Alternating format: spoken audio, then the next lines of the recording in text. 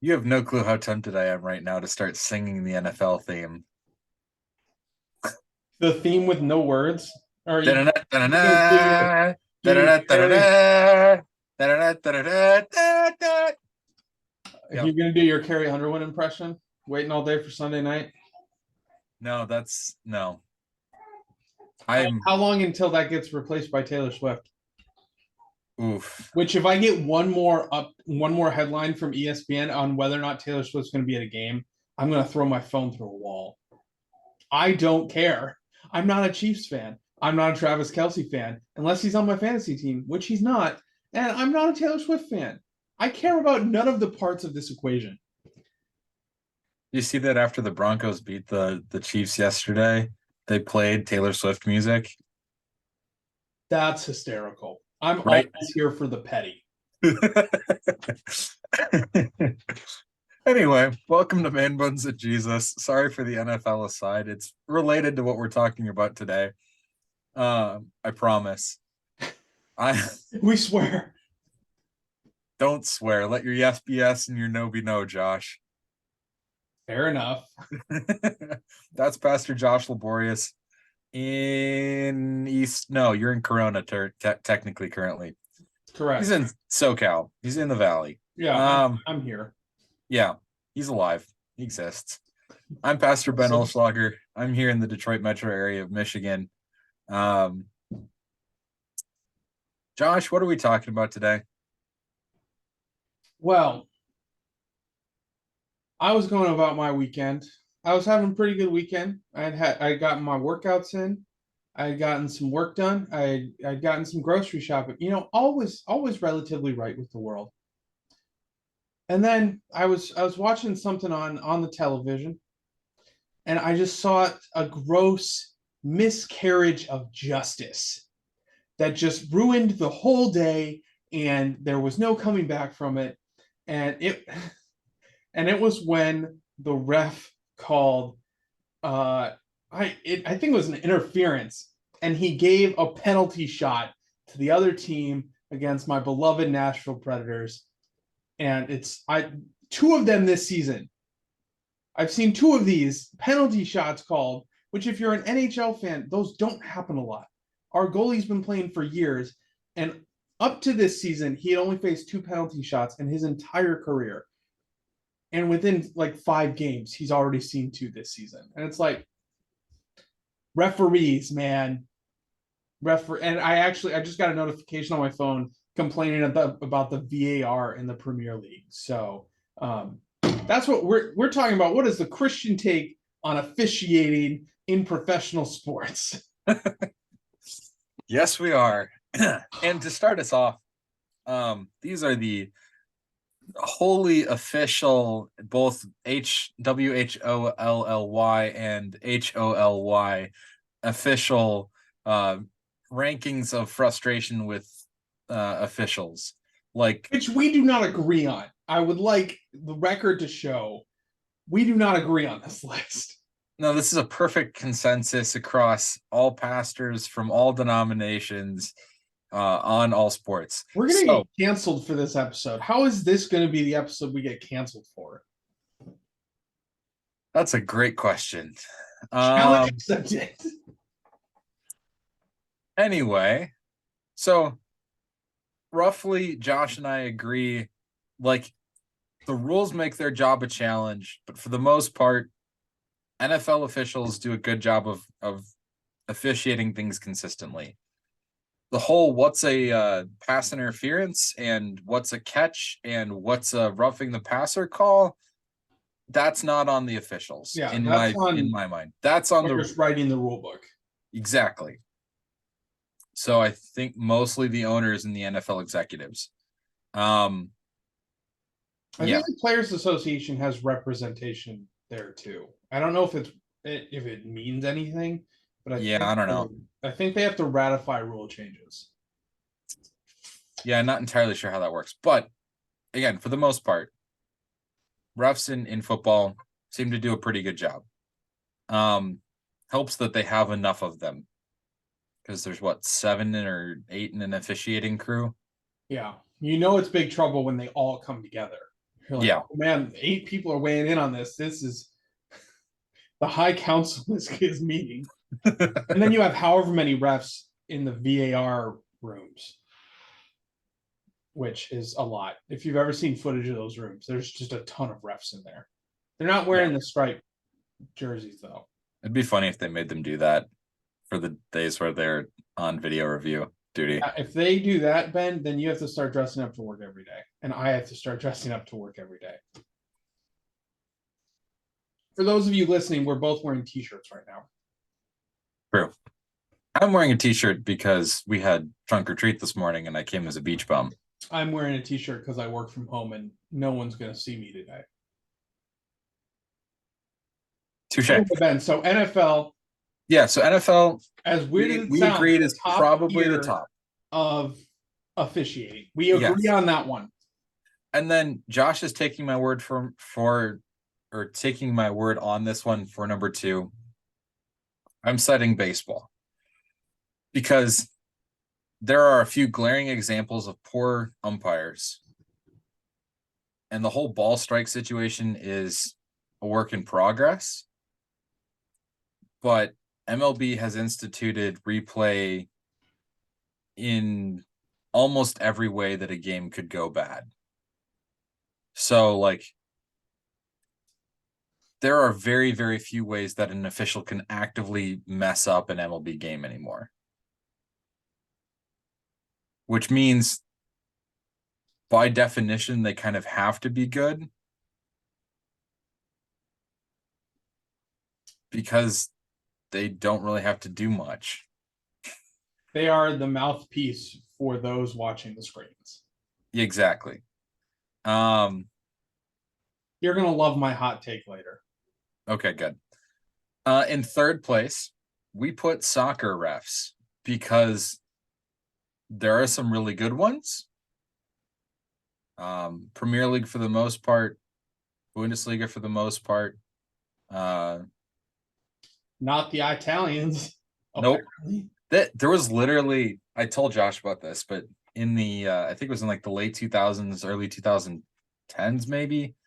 There was a whole thing where certain Italian officials were getting bought off, like soccer refs were getting bought off by the mob to throw games. So you can look into this. Juventus got demoted to the second league, had like 3 of their titles stripped away. It was a whole thing. Yikes. Yeah. I will say for our listeners, this is one area where Ben and I disagree because my experience with soccer reffing is limited to the MLS. And MLS refs are terrible. They are atrocious. There's no consistency. I'm not even really sure if they're all reading out of the same rule book. And no one says they're good, but there's no accountability for them. So that's why we disagree. It's because my experience is more limited. But if we were to just base this off MLS refs, they would pretty much go at the bottom of the stack. Continue with our mostly consensus list. I don't remember where the rest was. In fourth place, we find NBA officials. There again, we have history of match fixing by officials. There was an NBA ref that was outed and fired, I believe, in like the late 2000s for actively working to fix games. I wish I could remember his name off the top of my head, but doesn't matter. Anyway, and in the modern NBA, there's still a heavy amount of preference towards star players in terms of who gets calls and who doesn't. And like there are some really dumb things like the whole you can like pump fake somebody if they get up in the air, jump into them and get the call. They kind of works to limit that, but some of it's still there, and there's some pretty egregious flopping that happens in the NBA too. They're trying to work to curtail that, but like there are elements of the rule book in the NBA that just don't get called, which I don't know. I think that has something to do with the officials, but hard to say for sure. And then last but not least, and this is probably the one where Josh and I had the most disagreement, and for very different reasons. Like, I don't think either one of us would necessarily say that the other person's opinion on the matter is completely wrong,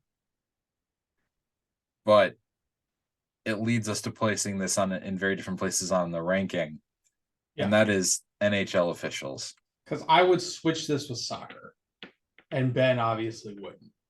Yeah. So I will know. Do you remember the story? This is a couple of years ago that came out with the refs in Nashville. I don't. Okay, so I think it was the end of a period, and one of our captains, Roman Yossi, I think, was talking to the ref after the period. Like there had just been a call. It was a bad one. There wasn't really much to the penalty, and Yossi was letting the ref know. And the ref was mic'd up, and the ref didn't turn off his mic.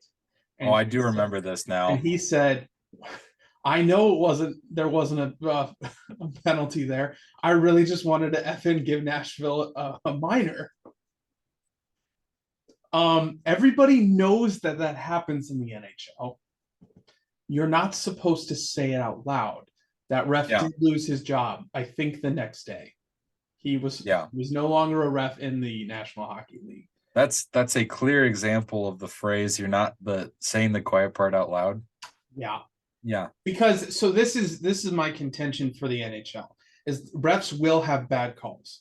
They'll call things that shouldn't have been called. They won't call things that maybe should have been called. But maybe more than in any other league that I watch, there's almost always a makeup.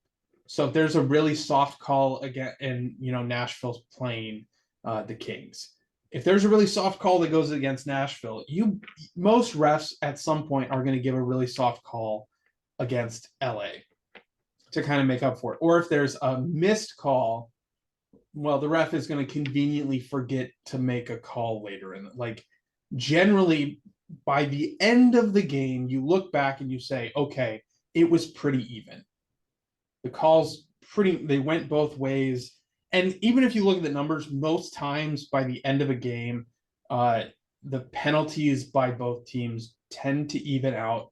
There are some exceptions because there are some teams that just play kind of dirty. Like I'm guessing the Sharks almost always have more penalties than whoever they're playing because that's who they are. Same with the Bruins because that's who Brad Marchand is. He commits penalties. That's something he does. The Wild display game against the Habs like a week and a half ago. It's the Montreal Canadiens for those who don't speak hockey, where I believe Montreal committed 9 penalties. That's a third of the game where the Wild were on the power play. That's bad. That's horrible. Yeah, there are certainly some chippy teams, but to Josh's point, that's part of the problem.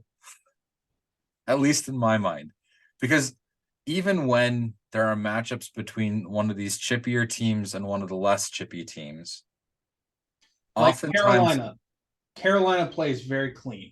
So take that as your example. They're just like, I'm going to skate around you. I don't need to hit you. Yeah. Faster and better. Yeah. In those situations, the penalties oftentimes still end up relatively even, which boggles my mind that when you put a chippy team against a team that is notably clean and you come out with the same number of penalties at the end of the game, that shouldn't happen. Like if a team is playing disciplined, let them get the advantage of playing disciplined. I am with you to a degree because I think there's probably an element of. So you're going to tell me that a team shouldn't get rewarded for actually following the rule? No. I'm going to contend that teams that play too close to the line have a tendency to drag other teams down to where they play. Because the reality is, if you're playing a team and they're chippy and they're hitting you, you have to hit back. or it's gonna get worse. That's the attitude in hockey. So I agree with you, but I suspect there's also some, if they're gonna hit us, we have to hit back. So you're gonna take some more penalties than you usually would because you're retaliating. Because you're sending the message, it is not okay to just beat us up. Well, then whose job is that? Should that not be the refs? No, that's the enforcer's job. So So there is this question, and I want to phrase this theologically.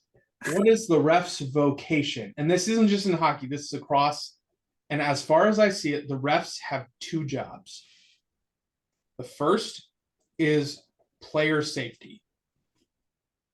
Regardless of the game, regardless of what's going on, if player safety has been put at risk, or if a player has been injured, in a way that's not just an accident, right? Like if a soccer player is running, they're not looking where they're going, and they run into the goalpost and they get a concussion, it's not the ref's job to do anything about that. That, like, the player, make sure you're not going to hit the goalpost, right?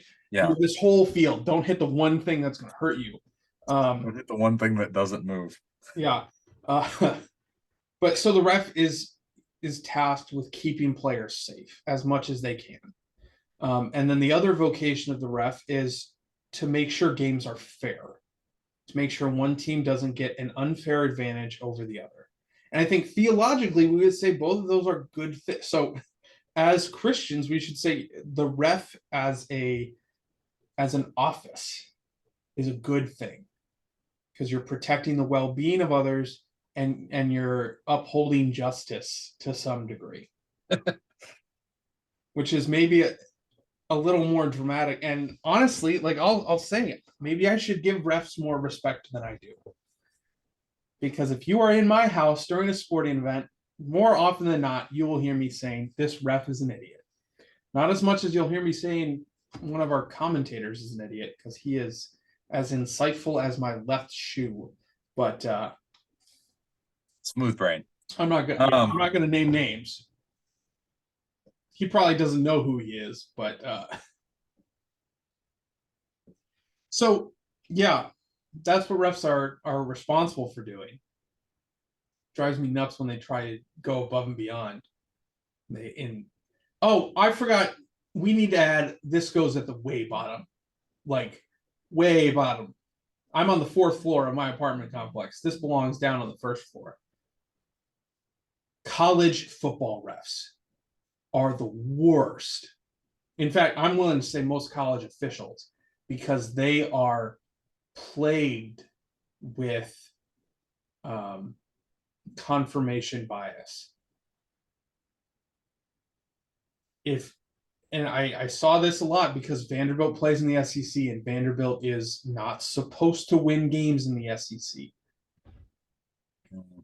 When you start to see a team that's not supposed to win getting momentum, the refs almost have this reaction, and I don't think it's their fault. I think it's just there's this part of their brain that says, wait, this isn't supposed to be happening. I must not be doing my job. And there's a call that kills momentum. And I've seen it enough that I'm like, this can't be the, like, if we play a disciplined, clean game the entire time until we go get momentum, and then suddenly there are calls, it's like, college refs, man. And when they came up to the NFL for that 1 month stretch or whatever, it's like, oh, they are the worst. They are not capable of doing this job at all. So to be slightly fair there, though, a lot of the replacement refs, when they had the ref lockout or ref strike, gosh, that was probably almost 10 years ago now. Yeah, that was a while ago. Most of those were D2 or D3, because the D1 refs were busy reffing D1 football. Yeah. And didn't want to step away from their nice, like, well-paying job. So who could they get? They got D2 and D3 refs, and boy, did it show. Yeah. Yeah. Can I throw some things out here and you pick which one you want to react to? Sure. Okay, so my first, refs should be a full-time job. In most leagues, they are not.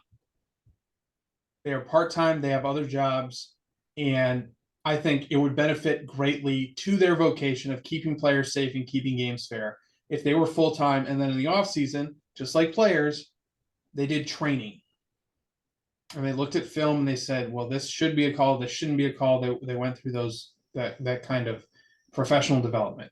So that's my first and least of all these hot takes. My second is any league where the refs regularly call some sort of either embellishment or simulation, whatever the penalty is called in the league, they get bonus points for that.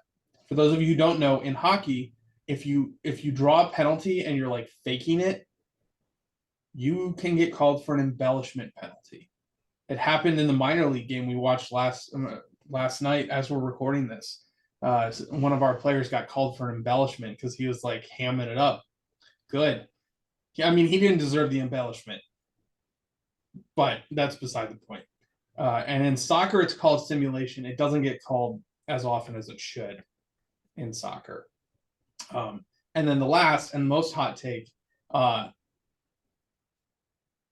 I am a advocate for the abolishment of video review. And in all situations where there is not an objective line. So, for example, in hockey, they'll review offsides. You can very clearly say if a player is offsides or not because there's a line on the ice, and you take a still shot and you say, well, was the puck over the ice before the player was? Another one where it's acceptable is did the ball or the puck cross the goal line? Fine, very objective measurement. Video review for stuff like pass interference. No, because you don't like. There's no clear cut. This is what it is. You can't really define or a cat like.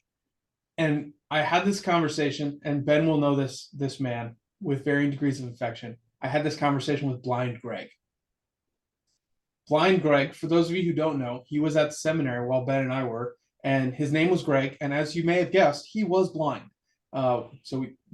He's Blind Greg. And it's ironic that we were having a conversation about reffing because refs get called blind so often. But I told him in the NFL, I was like, they should just get rid of VAR. It just, everyone's more upset because you look at the same play over and over again in slow-mo, and everybody has their different take. And just get rid of it. I mean, and he was like, how could you? Like, what if they make a bad call? I said, Greg, does VAR stop them from making bad calls?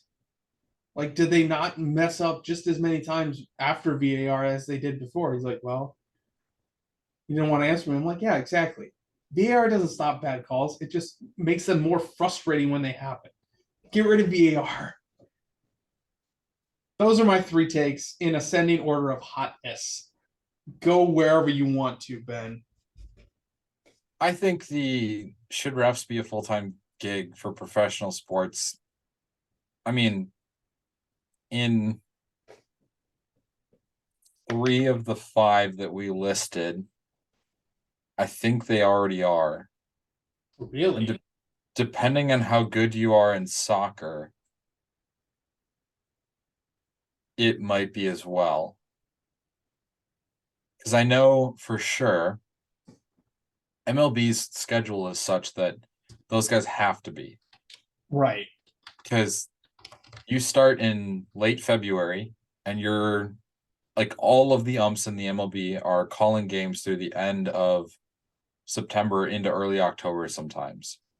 And then like a third of them continue on for at least the first couple rounds of the playoffs, and then a little bit longer for the best of the best.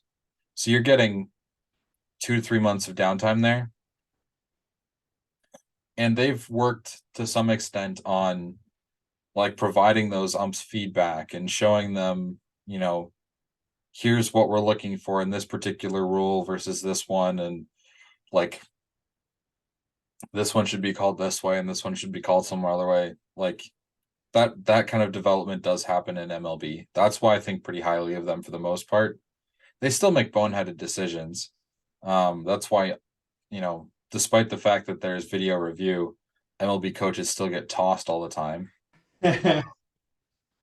It's one of those like long held traditions of of I do love baseball. when a coach is so amped up about the game that they get penalized for it. I like in baseball that it doesn't it's not a penalty against the team. The coach just gets thrown out of the game. Oh, that happens in the MLS too. Our coach has accrued several yellow cards. He actually got suspended from one game. He was not allowed to be on the sideline for a game because he had accumulated yellow cards. I was like, you go, Gonzalo Pineda. You follow your dreams. Anyway, yeah, so I know MLB is for sure. I think NHL is for the most part. Oftentimes those guys will do other like hockey related refing during the off season. So they'll They'll ref the juniors or prospect leagues or summer leagues or whatever the case may be. And some of them might even still have some other side gig on top of that, but it's a more or less full-time job. Same thing with the NBA. That season's long enough. There's enough games. Those guys and gals are pretty much full-time. NFL, much less so. I did just do a Google search. They're moving toward it, and an Okay. official can apply for full time status. Okay. But they're allowed to still have other work. It's just they have to, quote unquote, prioritize NFL. Yeah, like I think how that's phrased is if there's a meeting requested, they have to be able to be in New York within 48 hours. okay. Um, I mean, probably the most famous example off the top of my head, noted way too small shirt guy Ed Hockley. And hockey, and his son is repping too, and his son is also jacked. I love it. The Hockuleys are noted for spending lots of time in the gym, They are and so swole. they're also both pretty well respected in the NFL as officials. Yeah. But They Ed, spend all their free time working out, apparently. except that Ed didn't because he was also a lawyer. That is a Like, driven man. yeah, like I don't to keep that level of physique, to be up on the law enough to be an active lawyer and An be an NFL NFL rep. official. That man's insane. Which explains to me. So apparently, I learned this during the broadcast of the Vikings game on Sunday because Sean Hockley was the lead official. His son, Ed Yeah. Hockley's son, is Sean. That his dad is now living off the grid as a vagabond in an RV. He is Jack Reacher. Anyway, yeah. So, yep. And then the other one that I know for sure, most of the refs aren't full time, is soccer. If you get to a high enough level, in especially in the big leagues in Europe, or in the, I guess a couple of guys probably in the MLS are this way too, where you're getting a lot of international assignments. Like this is like maybe one or two guys in the MLS tops. Most of these guys are from the other major leagues across Europe, the Middle East, Because MLS is South America. maybe the third best league in the world. That That's might be optimistic. that's pushing it. I'd say England, Spain, Germany are clearly better. Italy definitely has a better high end, but if you were going for dead average, then they might be closer. Same thing with France. Well, And how then you much did toss we in, move up when we got Messi? we didn't move up that much. Toss in, the Mexican League, Liga MX, I think is still probably better than the MLS. I don't think anymore.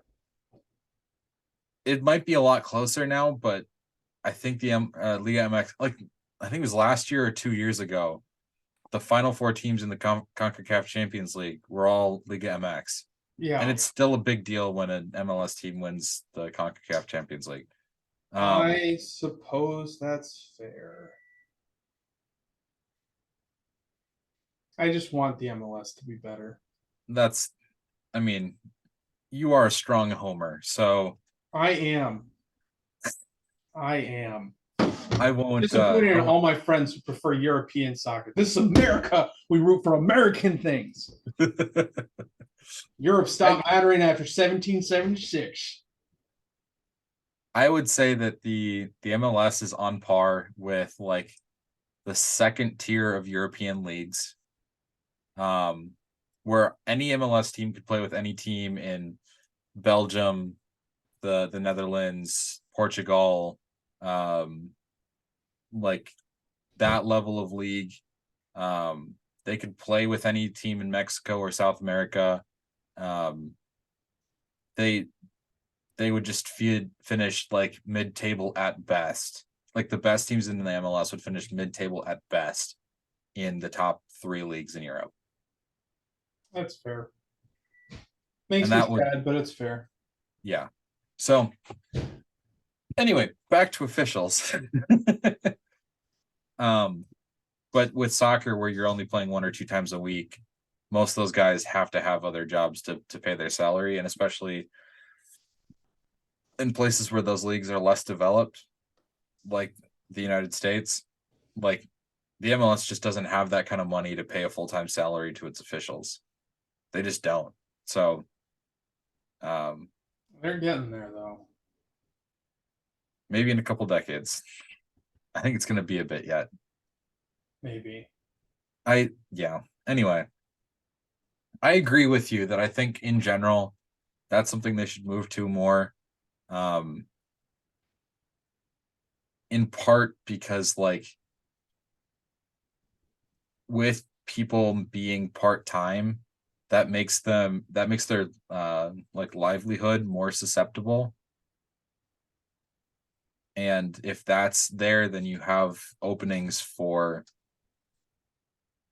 like impropriety and betting and match Yeah. fixing and that kind of stuff. So like purely on that level, I think it makes sense to move towards full-time Well, and officials. you can't have as many expectations for a part-time employee as you do for a full-time employee. Yeah. It's just how it's how the world works. Yeah. I don't want to touch VAR yet, but what was your second point? Uh, what was my second point? Oh, you get bonus points if you regularly call embellishment, simulation, Yeah, whatever. I agree with that. I think in general, The paying NBA for needs a rule like that. I don't know if they have one, they but have one. They tried to institute it last year and it kind of helped. And I think they're trying to reinforce it again this year. So we'll see what happens. But um I think that refs should just get paid better for calling better games. which Like, is, I think, some of the difficulty is how do you measure how good a ref is? I think that's tough to do. that's fair. In some sports, it's definitely more difficult than others. In some sports, there's like a clear black or white line, or Yeah, I black and white imagine line. baseball would probably be pretty easy to measure objectively how good Yeah, the ref was. yeah. Like here, I'm gonna pull something up, and those of you who are watching this podcast, you'll be able to kind of see this, um, rather than just hear me talk about this. But there are bots on X, aka Twitter, um, that I follow, um, that take all of the ball strike calls that an umpire makes in a specific game for baseball and plots them and then gives a scorecard based on missed calls. So not last night, Saturday night's World Series game was umped by a guy named Quinn Wolcott, and here's his scorecard.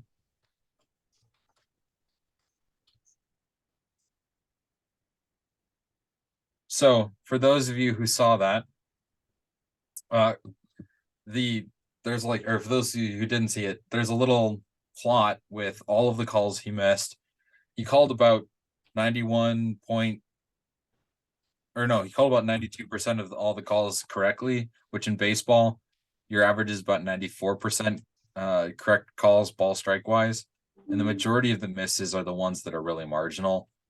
So like there's not a lot of complaint there. But then there are some guys who just are really bad at calling balls and strikes. And I think in more leagues, especially where there's a black and white thing that officials are asked to call, there should be a like a baseline pay level that's okay but not great. And then if you're a good official, you make a lot more money. So like if you call balls and strikes really well, you should get paid more. And Yeah. I think that would encourage more good umps. Incentivize being a good referee. Yeah.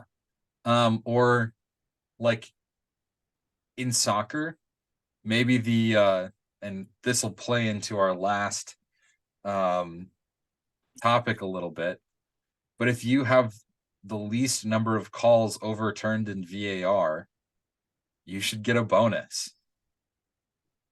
Like if you're calling things accurately on the field so that they don't need to be reviewed, you should get a bonus. Yeah, I can agree with that. Yeah. So that's my whole shtick on that one, is less like for one specific thing, though embellishment or simulation or diving, whatever the framework that you want to use is definitely annoying. Like I think leagues should just do more to reward good umps and officials. Yeah. And then on the last one, I disagree on the VAR thing. Most people do. And I have to But I will give you this caveat. thought when I mostly just watch the NFL. And I think VAR is much more helpful in hockey and in soccer, which is why I put those qualifiers on if it's not something you can objectively point to. I think, okay, one, I think a lot of the NFL stuff would get solved if they just put like the MLS goal line or like soccer goal line technology in the Line ball. tech in the ball, yes. That would solve so many problems. But then you would need like 4 fewer refs. You're saying that's a problem? No, I'm not. Um, I'm sure the refs union would say that's a problem. Probably. But my caveat to that would be video review is an incredibly valuable tool because you can only have so many sets of eyes on a game at a single time. You put them in the best position to make calls, but they can't always see everything, right? So in basketball, for example, you can get a flagrant foul, especially a flagrant one, if you make contact with the head of your opponent, whether that's completely intentional or not.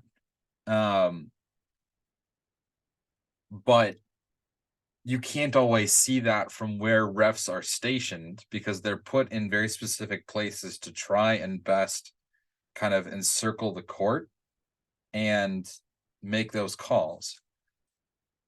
So you need other angles at times to make sure, hey, did this person get smacked in the head, or did it just catch him in the upper body and his head kind of flipped back as a result? Like you don't want to make a call that could potentially kick someone out of the game over something that wasn't quite accurate. I think that makes sense. But where I will give you some leeway here, Josh, and I hope you're able to follow up on this, is that in things like football with the catch rule, where it's not 100% defined, not 100% clear, being able to look at it again and make that call is a good thing but there should be a time limit on it. You get 1 minute to look at all of the available angles. And if you can't see enough to overturn the call in 1 minute, the call stands. I think an additional caveat with that. I think the MLS does this. When the ref is watching replays, it has to be at full speed. Mm. Because if you slow down anything enough, like things just start to look wrong. Mm-hmm. So make them watch it at full speed. If it's a subjective call, make them watch it at full speed. I'd be okay with that. Yeah. If it's a black and white thing, like in baseball, an out is defined as like if it's a force out where you're racing a ball and a foot to a base. The objective is, does the ball hit the back of the glove before the foot lands on the base? That you can slow down to see if you're getting it right. Yes. But if you are looking at did somebody maintain possession of the ball all the way to the ground? Like, yeah, watch that full speed. Watch that at full speed. And because I do think we should be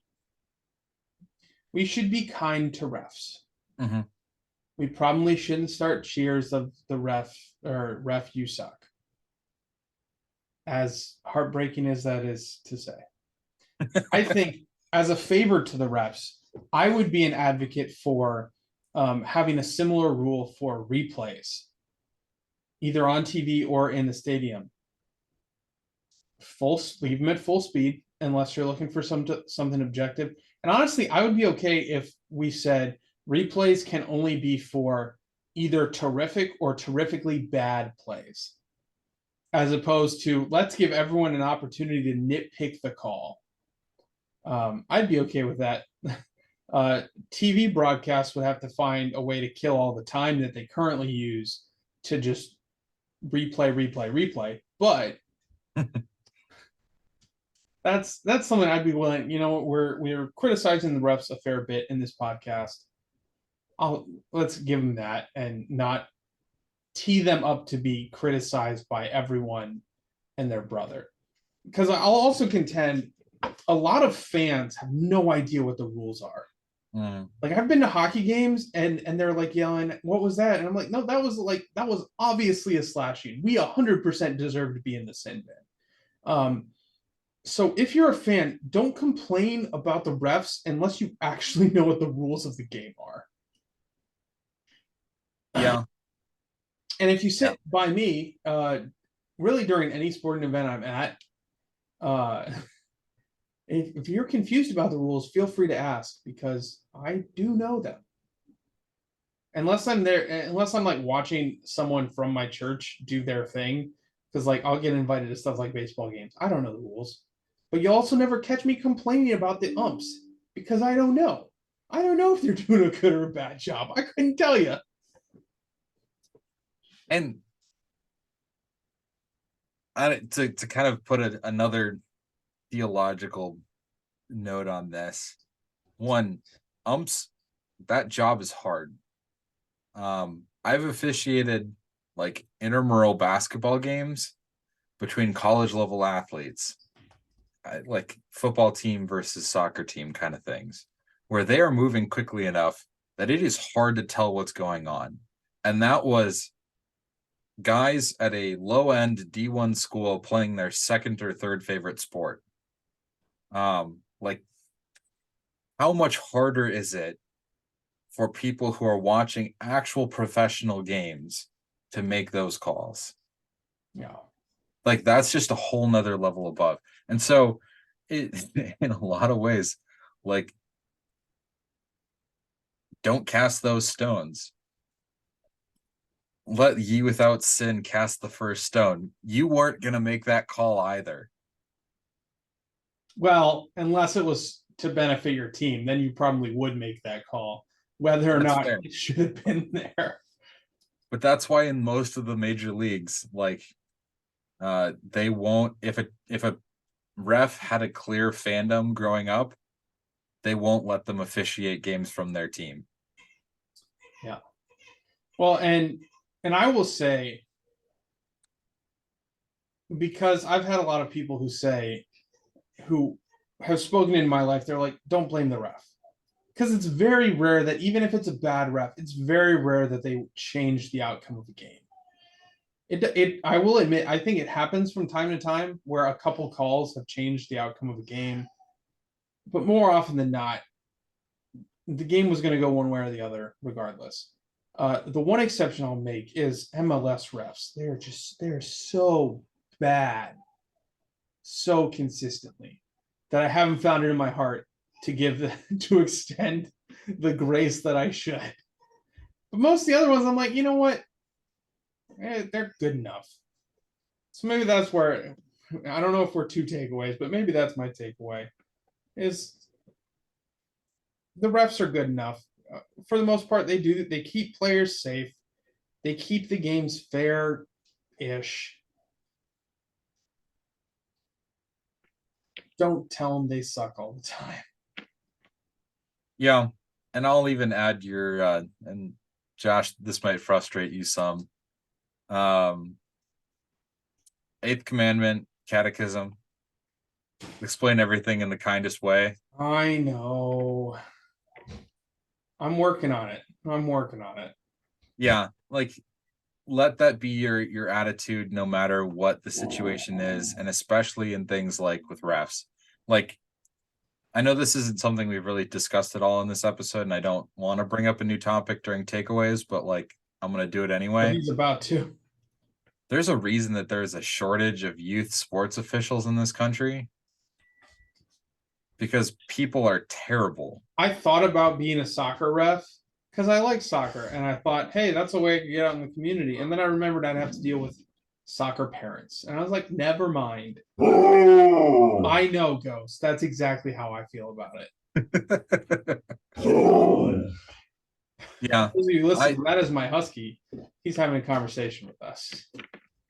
yeah, I've been chewed out for roughing intramural sports. It wasn't that bad, but like I know I made the right call. We had a rule in the gym at Valpo that you would get automatically teed up and ejected for dunking, because the side hoops were not meant to be Dunked on. And so for everyone's safety, you were not allowed to dunk. And I had to toss a guy for dunking.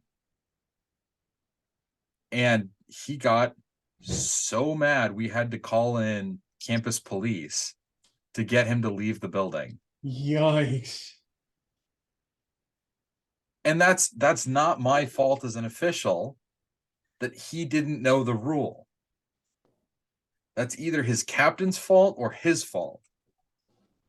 He also got because it was so bad, he got like I think banned from rec sports for the next year. But like Ben still has to hide his address so this guy doesn't find him. I don't think I'm not worried about that at all. Like, but know that these people take a lot of abuse, and it's just not worth it. Like, it's just not. Be kind to your refs. Yeah. Cheer on your kids. Thank the refs for their time. And remember, in all likelihood, your kid is not going to be a professional. Yeah, one call. Don't get mad. Yeah, if your kid is good enough to go pro, the ref's not going to matter. Yeah, one call by one ref that's maybe a little questionable. The scouts are not there. No. And if the scouts are there, they are watching the same game as you are. They're going to see whether or not the ref's call was good. Yeah, exactly. So take it easy from the bottom levels to the top levels. Speak kindly of the referees. A lot of them are great human beings. There's a pretty cool story about a guy named John Tumpain, an MLB umpire, who he was out for his morning run before a game in Pittsburgh, Pennsylvania a couple of years ago. And his faith led him to talking a woman off of the bridge that she was about to jump off of. So like, these are humans. A lot of them are good Christians as well. And so treat them as your brothers and sisters. They need love too. That you love. Yeah, so if you have any comments, questions, concerns, if you have any topics or guests that you want us to bring on, if you would like to be a guest yourself, you can reach out to us. If you know us personally, just use our cell phones, our emails, whatever. If you don't know us personally, we do have a Facebook page that we check from time to time. You can go ahead and check out Man Buns and Jesus on Facebook. And our shirts are still for sale. And as of this recording, 0 sold. Not surprised, but they're there if you want them. And if you buy one and send me a picture of it, it will make my day. I might frame it and put it behind me for the podcast. Strong emphasis on the might there, but you know, That's fair. with all that being said, and send this podcast to your friend who's always complaining about the refs. And you can even send this link and then say, listen to this and then shut up about the refs. With that, brothers and sisters, go in peace and serve the Lord. Thanks be to God.